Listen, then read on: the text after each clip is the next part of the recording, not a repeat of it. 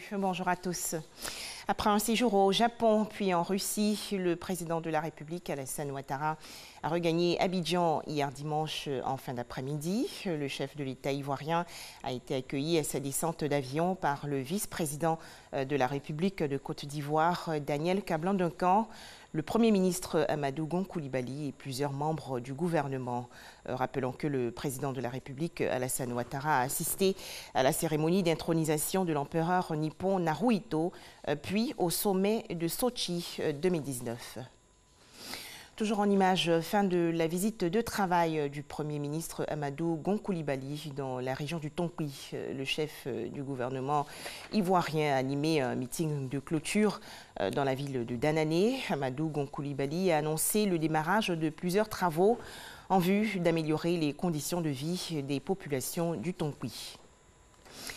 Direction Yamoussoukro, dans la région centre du pays, environ 60 experts se sont réunis pour valider la stratégie nationale de développement de la commercialisation des produits vivriers. Cette réunion s'est tenue les 24 et 25 octobre dernier, une initiative conjointe de l'Office d'aide à la commercialisation des produits vivriers et du projet Pôle agro-industriel de la région du Bélier. À noter que le secteur du vivrier a besoin d'un financement de 64 milliards de francs CFA par an.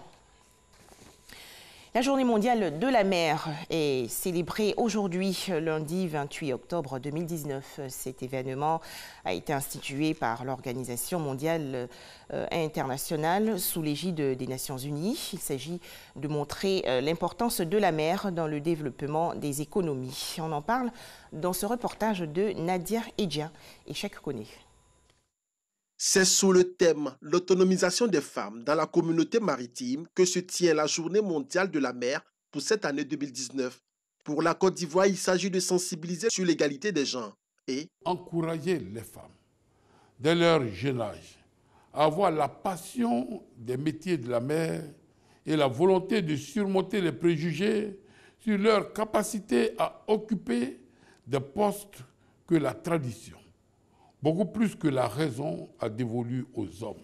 Si cette autonomisation n'est pas réalisée de manière satisfaisante, la communauté maritime sera privée de talents multiples.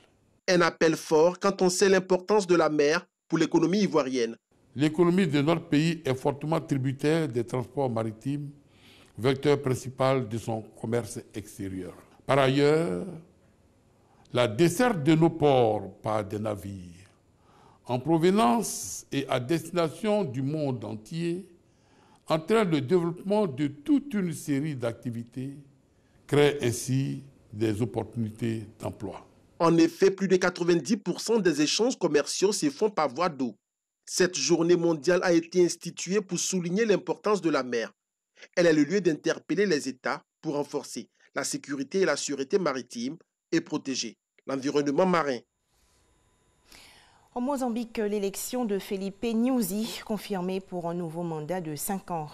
Ce leader du parti au pouvoir Frelimo recueille 73% des voix contre 22% pour son rival de la Renamo, Oussoufo Momade. Résultat officiel proclamé hier par la commission électorale, mais faut-il le préciser, cette annonce suscite de vives critiques. Le Liban, toujours paralysé par des manifestations d'ampleur contre le pouvoir en place. Des dizaines de milliers de personnes ont formé hier une chaîne humaine le long de la côte du pays sur 170 km du nord au sud pour afficher leur unité contre l'élite politique. Enfin, le président américain Donald Trump a confirmé hier la mort de Abu Bakr al-Baghdadi, calife autoproclamé de l'État islamique au Levant.